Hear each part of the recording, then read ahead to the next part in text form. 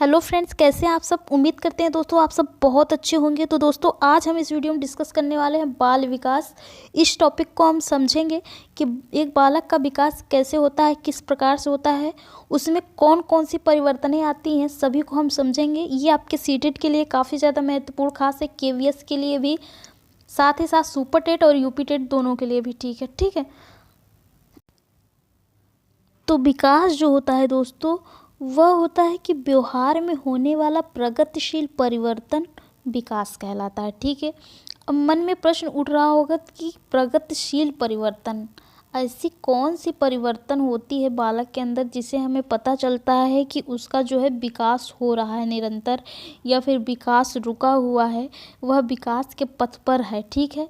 तो इनको भी हम समझेंगे उदाहरण से। ठीक है। तो पहले आप सब परिभाषित रूप से इसको जान लीजिए कि व्यवहार में होने वाला जो प्रगतिशील परिवर्तन होता है उसी को हम क्या कहते हैं दोस्तों, विकास कहते हैं। तो कैसे, उदाहरण समझते हैं। मान लीजिए कोई एक बच्चा है। ठीक है। कोई एक बच्चा है और उसको कुछ दोस्तों ने उसको पीट दिया। अब वो बच्चा क्या जाने, उसको पीट दिया तो वो रोने लगेगा, और रोते रोते वो जा करके अपने माता पिता से कहता है कि हमको उस लड़के ने पीटा है, चलिए आप भी पीटिए, तब जाकर हमारे समस्या का समाधान होगा, नहीं तो हम रोते ही रहेंगे। ठीक है। तो ये क्या है, बच्चा है, अबोध है, इसको कुछ भी नहीं पता होता है कि क्या करना है, कैसे करना है, समस्या से कैसे निपटना है। तो जैसे जैसे यही बच्चा बढ़ता जाता है, 6 साल का होता है, 7 साल का होता है, 8 में पहुंच जाता है, 9 में, 10 में, तो जैसे जैसे ही इसकी उम्र बढ़ती जाती है वैसे वैसे जो है इसको जो है उसके अंदर समझने की क्षमता जो है विकसित होती जाती है। स्वयं जो है यह समझने लगता है चीज़ों को कि कौन कौन सी समस्याएं अगर हमको आती है तो हम उसका समाधान किस प्रकार से करेंगे। ठीक है। अगर हमको कोई पीट भी देता है तो हम उसका समाधान कैसे करेंगे। ठीक है।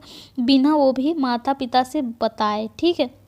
तो उसके जीवन में जितनी भी कठिन से कठिन समस्याएं आएंगी वह अपने से जो है समाधान करने में सक्षम हो जाएगा। कब, जैसे जैसे वह उम्र में बढ़ता चला जाएगा वैसे उसके अंदर समझदारी स्वयं विकसित हो जाएगी। ठीक है। तो वही है विकास कि अगर जब बालक अपने समस्याओं का समाधान स्वयं करने लगे, बिना किसी के परमिशन के, बिना किसी के दबाव से, बिना किसी की सहायता से, तो वही है उसका विकास जो है प्रारंभ हो जाता है और वह उसके पथ पर चलता है। ठीक है। यही है आपका क्या, प्रगतिशील परिवर्तन। यहाँ पर दिया है प्रगतिशील परिवर्तन, तो यही है प्रगतिशील परिवर्तन। ठीक है। तो अब हम देख लेंगे कि प्रगतिशील परिवर्तन क्या है। ठीक है।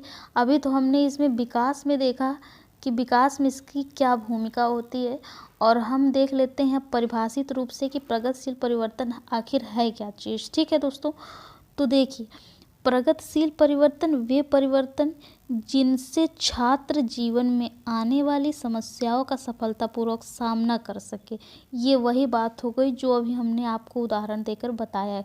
प्रगतिशील का मतलब ही यही होता है कि छात्र जीवन में आने वाली जितनी बड़ी से बड़ी कठिनाई हो, जितनी बड़ी से बड़ी समस्याएं हो, उसका वह डट कर सामना करे और समस्या का निराकरण और उस समस्या का हल वह स्वयं निकाल ले अपने अनुभव के द्वारा। ठीक है। तो वही होता है क्या, प्रगतिशील परिवर्तन। प्रगतिशील शिक्षा के नाम से भी जाना जाता है इसको। तो इसी के जो है भाषा में जो है हरलॉक के अनुसार जो है देख लेते हैं कि इन्होंने अपनी परिभाषा में इसको क्या परिभाषित किया है, किस प्रकार से परिभाषित किया है। तो ये काफ़ी ज़्यादा महत्वपूर्ण है दोस्तों, क्योंकि ये कोटेशन पूछा जाता है, ये आपको याद रखना है। इस प्रकार से प्रश्न बन सकता है कि हरलॉक के अनुसार इन्होंने जो है प्रगतिशील शिक्षा को क्या बताया है, या फिर आपसे ऐसे भी पूछा जा सकता है कि नवीन योग्यताओं व विशेषताओं का जो है किसी व्यक्ति में प्रकट होना विकास है, यह कथन किसका है। तो आपको हरलॉक लगाना है। ठीक है दोस्तों, याद रखना है। हरलॉक ने कहा है कि नवीन योग्यताओं व विशेषताओं का किसी व्यक्ति में प्रकट होना ही विकास कहलाता है।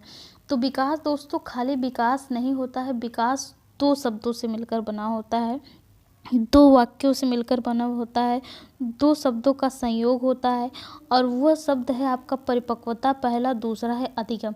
अधिगम और परिपक्वता ये दोनों जब मिलते हैं दोस्तों, जुड़ते हैं आपस में, इनका जो है संबंध ये एक दूसरे से जुड़े हुए होते हैं परस्पर, ठीक है। तो इन्हीं के सहयोग से जो होता है वो बालक क्या होता है, विकास होता है। वह अधिगम करता है, कुछ अच्छी बातें सीखता है, बहुत सी, जैसे आप स्कूल में विद्यालय में पढ़ने जाते हैं तो आपको शिक्षक लोग बहुत से ज्ञान की बातें बताते हैं, तो आपका जो है दिमाग विकसित होता है। आप तब क्या होते हैं, परिपक्व होने लगते हैं, ठीक है। उसको हर चीज़ में जो है आपको ऐसा कार्य करना चाहिए कि समाज में आपका नाम रोशन हो। ये कार्य करेंगे तो समाज में आपकी बदनामी होगी। सब कहाँ से आता है, आप अगर अधिगम करेंगे, शिक्षित होंगे, तो आपका माइंड जो होगा विकसित होगा। तो वही है, इन दोनों का जो है मिला जुला रूप आपका क्या कहलाता है, विकास कहलाता है, ठीक है दोस्तों। अब हम देखेंगे कि परिपक्वता क्या है, परिपक्वता में क्या इसकी भूमिका है, आखिर विकास में परिपक्वता की क्या भूमिका होती है, क्या आवश्यकता होती है परिपक्वता की। तो परिपक्वता दोस्तों देख लेते हैं। परिपक्वता वे व्यवहार परिवर्तन होते हैं जो स्वतः, स्वतः का मतलब होता है स्वयं, खुद से, किसी अन्य के द्वारा नहीं, स्वयं खुद के द्वारा जो होते हैं वही परिपक्वता कहलाते हैं। तो स्वयं के अंदर खुद से क्या होता है ये देख लेते हैं। जैसे उदाहरण के स्वरूप देख लेते हैं, जैसे कि किसी के बालक के आयु के साथ साथ उसकी लंबाई बढ़ना, मतलब जब बच्चे की उम्र बढ़ती है धीरे धीरे, वह 1 साल का होता है, 2 साल का, 3 साल का, तो जैसे जैसे जब बालक वर्ष जो बढ़ता चला जाता है बालक का, जैसे जैसे वह एक से दूसरे सीढ़ी, एक से दूसरे तीसरे चौथे वर्ष में प्रवेश करता जाता है, वैसे वैसे उसकी लंबाई में भी परिवर्तन होता है। वह लंबा होता जाता है, मोटा होता जाता है, और उसका वजन भी बढ़ता चला जाता है, उसके आकार में भी वृद्धि होती है, ठीक है दोस्तों। दूसरा कह रहा है कि आयु के साथ साथ मस्तिष्क का परिपक्व होना। तो जैसे जैसे हमने कहा कि बालक बढ़ता चला जाएगा, 1 वर्ष से दूसरे वर्ष में प्रवेश करेगा, 9, 10, 11, 12, 13, ऐसे ही करके वर्ष अगर बीतता चला जाएगा तो उसके मस्तिष्क में जो है एक परिपक्वता आएगी। वह चीज़ों को, हर चीज़ से समझने लगता है, वह वयस्क हो जाएगा, हर चीज़ को जो है समझेगा, ठीक है। सही गलत क्या है, सब चीज़ों को उसकी जानकारी होती जाएगी। और क्या कह रहा है कि मछलियों का तैरना, चिड़ियों का उड़ना। तो यह स्वतः होता है दोस्तों, मछलियों का कार्य ही होता है तैरने के लिए। वो जैसे जैसे छोटे से थोड़ा बड़ी होती हैं तो वह अपना कार्य स्वयं करने लगती है बिना किसी की सहायता से। और चिड़िया भी जैसे कि घोंसले से बाहर निकलती नहीं है कि उड़ना प्रारंभ कर देती हैं बचपन से ही, ठीक है। वो चाहे जितनी बार गिरे लेकिन वो उड़ती ज़रूर है, उनका जो है जन्मजात और स्वतः वो क्रिया होती है। अधिगम देख लेते हैं। अधिगम को जो है इंग्लिश में कहते हैं लर्निंग, ठीक है। तो क्या है अधिगम, लर्निंग क्या है, इसको भी समझ लेते हैं हम सब। तो लर्निंग जो होती है दोस्तों, अधिगम जो होता है, वे व्यवहार परिवर्तन जो अनुभव एवं प्रशिक्षण के परिणाम स्वरूप होते हैं, वे अधिगम कहलाते हैं। तो यहाँ पर भी प्रश्न उठ रहा होगा कि वे कौन से व्यवहार परिवर्तन है, वो कौन सा अनुभव है, कौन सा प्रशिक्षण है जिसके परिणाम स्वरूप जो है अधिगम होता है। तो इसको भी देख लेते हैं दोस्तों। जैसे कि साइकिल चलाना, रोटी बनाना, लिखना, पढ़ना, ये सब क्या है, अधिगम ही तो है। तो कह रहा है ना, वे व्यवहार परिवर्तन जो अनुभव एवं प्रशिक्षण के परिणाम स्वरूप होते हैं, अधिगम कहलाते हैं। जैसे कि एक बच्चा होता है, उसको अगर साइकिल सीखना है तो पहले वह कैंची सीखेगा, फिर डंडा, फिर गद्दी, ऐसे से करके धीरे धीरे एक स्टेप बाय स्टेप सीढ़ी चढ़ता जाता है, ठीक है। तो लड़कियां जो होती हैं अपने घर में देखते हैं मम्मी या फिर दीदी रोटी बनाती, तो वो जैसे जैसे बड़ी होती चली जाती हैं वह रोटी बनाना सीख लेती हैं, ठीक है। अगर आप लिखते हैं, छोटे हैं, पहले उसको क ख ग घ लिखाने का प्रयास करेंगे, फिर उसको जो है लिखना भी आने लगेगा, धीरे धीरे वह पढ़ना भी लगेगा। मतलब कि हर चीज़ वह क्या है, अधिगम में शामिल है। वह साइकिल भी चला लेगा, रोटी भी बना लेगी, और लिख भी लेगी, पढ़ भी लेगी, सब कुछ क्या है, हमारे अधिगम के अंतर्गत आता है, ठीक है दोस्तों। अब हम देखेंगे इसमें गेट्स व अन्य ने क्या कहा है। इन्होंने कहा है कि अधिगम अनुभव एवं प्रशिक्षण के परिणाम स्वरूप होने वाला जो व्यवहार परिवर्तन है उसी को क्या कहते हैं, अधिगम कहते हैं, ठीक है। तो ये कोटेशन भी काफ़ी ज़्यादा महत्वपूर्ण है, पूछा जाता है आपके CTET, TET, super TET, KVS में। अब हम देखेंगे दोस्तों कि वे व्यवहार परिवर्तन जो अधिगम की श्रेणी में नहीं आते हैं। कुछ ऐसे व्यवहार परिवर्तन होते हैं जो अधिगम की श्रेणी में आते ही नहीं हैं, तो इसका आपको खास ध्यान रखना होगा कौन कौन से नहीं आते हैं, ठीक है। पहला तो वो है परिपक्वता एवं अन्य व्यवहार नहीं आते हैं। दूसरा है कि मूल प्रवृत्त्यात्मक व्यवहार, ये भी नहीं आता है आपका जो है अधिगम की श्रेणी में। और तीसरा है कि स्वतः स्फूर्ति क्रियाएं, सहज क्रियाएं, जैसे कि मान लीजिए तेज रोशनी के आगे आँख जो है बंद कर लेना, पलक झपका लेना, ये सब भी इसकी श्रेणी में नहीं आते हैं। चौथा है कि दुर्घटना जनित व्यवहार, ये भी इसके अंतर्गत नहीं आता है दोस्तों, ठीक है, इसको आपको ध्यान देना होगा। अब हम देखेंगे मूल्यांकन, ठीक है दोस्तों, कि मूल्यांकन क्या है। यहाँ से भी काफ़ी ज़्यादा प्रश्न बनते हैं और खूब ज़्यादा पूछे जाते हैं, सीटेट टेट सब में पूछे जाते हैं, क्योंकि ये टॉपिक आपका मेंशन हुआ है, ठीक है दोस्तों, इसलिए आपको ज़रूर पढ़ना है। तो मूल्यांकन दोस्तों एक व्यापक अवधारणा है जिसमें जो है संपूर्ण शिक्षण अधिगम प्रक्रिया सम्मिलित होती है। कैसे? तो कह रहा है कि यह एक व्यापक अवधारणा है जिसमें संपूर्ण शिक्षण अधिगम प्रक्रिया, शिक्षण मतलब आपके विद्यालय में जितने भी क्रियाकलाप कराए जाते हैं शिक्षण से रिलेटेड, सभी इसमें जो है सम्मिलित होते हैं। कैसे? इसका उद्देश्य क्या होता है दोस्तों? इसका उद्देश्य होता है कि अधिगम, अनुभव एवं प्रस्तुतिकरण, अध्येयता की जांच कराना और बोध के स्वरूप जो है प्रश्न पूछना, ये सब मूल्यांकन के क्या हैं? उद्देश्य माने जाते हैं। अब इसके घटकों के बारे में देख लेते हैं, इसके घटक कौन कौन से हैं। तो इसके जो घटक है, पहला तो उद्देश्य है दोस्तों, दूसरा अधिगम अनुभव है, तीसरा है अध्येयता की जांच, चौथा है उपयुक्त, तीनों का जो है आपस में संबंध। ये उद्देश्य, अधिगम, अनुभव, अध्येयता की जांच, ये सब तीनों जो है आपस में एक दूसरे से जुड़े हुए होते हैं, ठीक है दोस्तों। इस बात का आपको विशेष ध्यान देना है कि ये आपस में तीनों चारों जो है जुड़े होते हैं। उद्देश्य का मतलब यही होता है कि बालक को देखना होता है कि उसकी जो है अधिगम, जो लर्निंग है उसकी कहाँ तक पहुँची है, बालक कहाँ तक सीख लिया है और कहाँ तक नहीं सीखा है, कितना बाकी है, कितना सिखाना है, ये सब शिक्षक किसके द्वारा करता है? मूल्यांकन के द्वारा। अगर मूल्यांकन ना करे तो उसको यह पता ना चले, इसलिए मूल्यांकन जो होता है वह सतत और व्यापक, सतत जो होता है और एक व्यापक, ये मूल्यांकन सबसे अच्छा मूल्यांकन माना जाता है, ठीक है दोस्तों।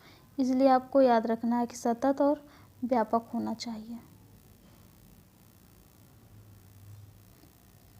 जैसे कि छमाही एग्ज़ाम होता है, द्विवार्षिक एग्ज़ाम होता है, यूनिट टेस्ट होता है, तो इससे पता चलता है कि बच्चे को जो है पाठ का ज्ञान हो रहा है कि नहीं, वह चीज़ों को समझ पा रहा है कि नहीं समझ पा रहा है, ठीक है।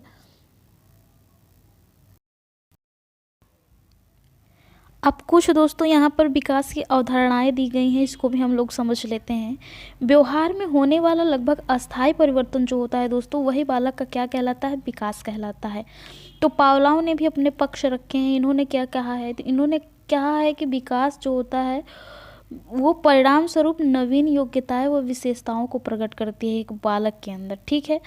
तो वुडवर्थ ने भी कहा है, इन्होंने कहा है कि विकास जो होता है वह वंशानुक्रम व वातावरण का योगफल नहीं वरन गुणनफल होता है। इसका आपको खास ध्यान रखना है कि योगफल नहीं गुणनफल होता है, ठीक है। स्किनर के शब्दों में देखें तो इन्होंने कहा है कि विकास जो होता है वह प्राणी और वातावरण की अंतःक्रिया का जो होता है वह उत्पाद कहलाता है, वही विकास कहलाता है। वाइगोत्स्की ने अपने शब्दों में कहा है, उन्होंने कहा है कि विकास जो होता है, विकास सामाजिक अंतःक्रिया का उत्पाद होता है। इनमें आपको ध्यान रखना है, ठीक है। किस वैज्ञानिक ने क्या कहा है, किन किन शब्दों में अंतर है, इन्हीं से जो है आपके प्रश्न गलत हो जाते हैं, इसलिए आपको ध्यान देना पड़ेगा।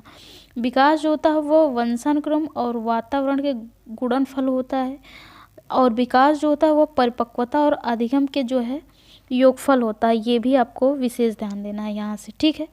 तो अब हम आगे चलते हैं, आगे देख लेते हैं विशेषताएं क्या होती हैं विकास की। तो विशेषताओं की बात की जाए तो इनकी विशेषताएं, काफ़ी ज़्यादा विशेषताएं महत्वपूर्ण हैं दोस्तों, क्योंकि विकास से जो है बहुत ज़्यादा प्रश्न पूछे जाते हैं।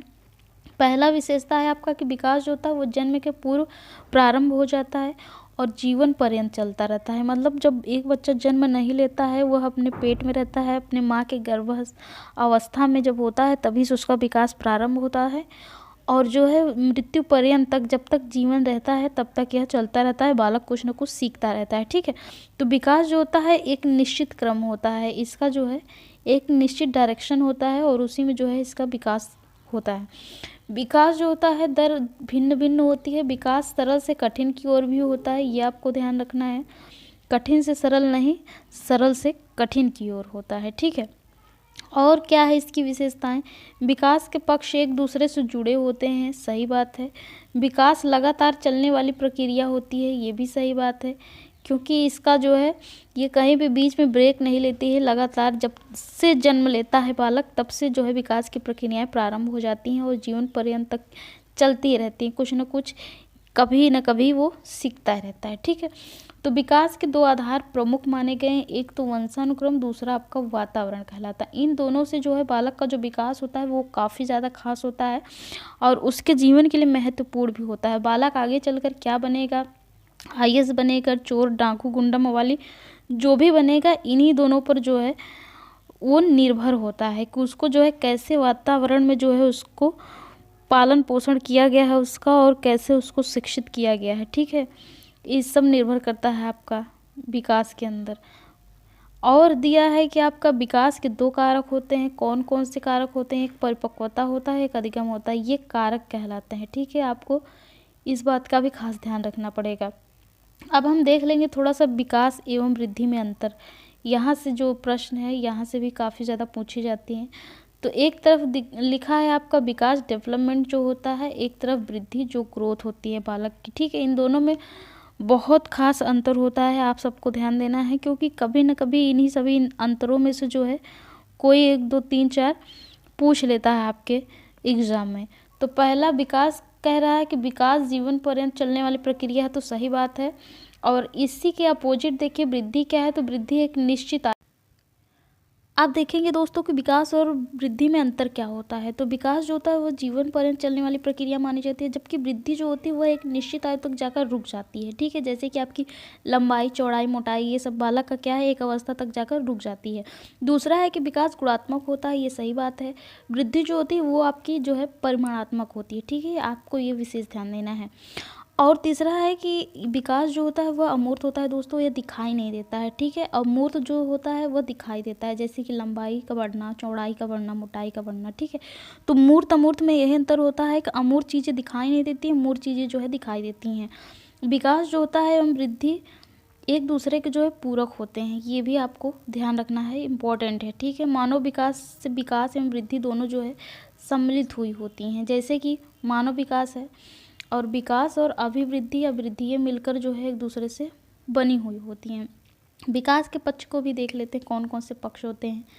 तो विकास का शारीरिक पक्ष पहला आता है, दूसरा है मनोगत्यात्मक या फिर गामक पक्ष, संज्ञानात्मक, बौद्धिक, मानसिक विकास होता है, और भावनात्मक या संवेगात्मक विकास होता है, सामाजिक विकास होता है, नैतिक या चारित्रिक विकास होता है, भाषाई विकास होता है। ये सभी क्या हैं, विकास के पक्ष हैं, ठीक है।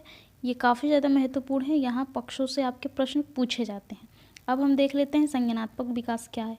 तो संज्ञानात्मक विकास दोस्तों वह है जो उसका अभिप्राय है समस्त मानसिक क्रियाओं का विकास करना बालक का, ठीक है। और मानसिक क्रियाएं क्या होती हैं, मानसिक क्रियाएं वे क्रियाएं जिनका संबंध मस्तिष्क से होता है, सीधा केवल और केवल मस्तिष्क से। जैसे कि एग्जाम्पल से देख लेते हैं कि कौन सा कार्य जो होता है मस्तिष्क से होता है।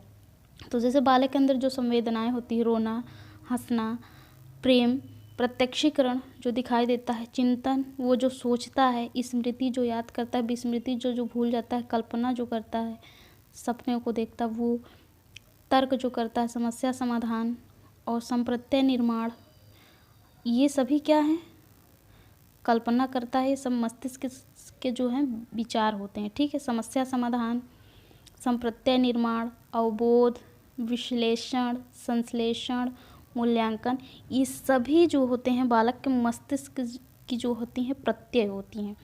ये काफ़ी ज़्यादा महत्वपूर्ण क्योंकि यहाँ से आपके प्रश्न उठते हैं। अब संवेदना को देख लेते हैं, संवेदना कैसे, जैसे मान लीजिए संवेदी अंगों के द्वारा मस्तिष्क तक पहुँचने वाली प्रबल हलचल को संवेदना कहते हैं। इसके भी कई प्रकार होते हैं, जैसे कि आँख से हम लोग क्या करते हैं, दृश्य देखते हैं, दृश्य संवेदन व्यक्त करता है बालक। कान से ध्वनि संवेदना, नाक से जो है सूंघने का कार्य करता है, ठीक है। और जिह्वा से स्वाद लेता है, त्वचा से स्पर्श संवेदना होती है। ये सभी क्या कहलाती हैं, सभी मस्तिष्क से जो है जुड़ी हुई होती हैं। और संवेदना को जो है क्या कहते हैं, ज्ञान का प्रथम सोपान कहते हैं, अर्थात प्रथम पीढ़ी कहा जाता है इसको आपको जो है खास कर ध्यान रखना है क्योंकि ये काफ़ी ज़्यादा महत्वपूर्ण है। और त्वचा से स्पर्श संवेदना, ये सभी संवेदनाएं जो है पूछी जाती हैं, इसलिए आपको ध्यान रखना है, ठीक है। तो यह वीडियो कैसी लगी आप सब ज़रूर बताइएगा, पसंद आई हो तो लाइक कर दीजिएगा दोस्तों। अब मिलेंगे आपसे नेक्स्ट वीडियो में अगले टॉपिक के साथ। इसको आप सब ज़रूर पढ़िए, अपने दोस्तों के साथ भी शेयर कर दीजिए, जिसका कि उनका भी भला हो जाए जिससे। ठीक है, तो चलिए दोस्तों, टाटा बाय बाय। पढ़ते रहिए, हंसते रहिए, मुस्कुराते रहिए।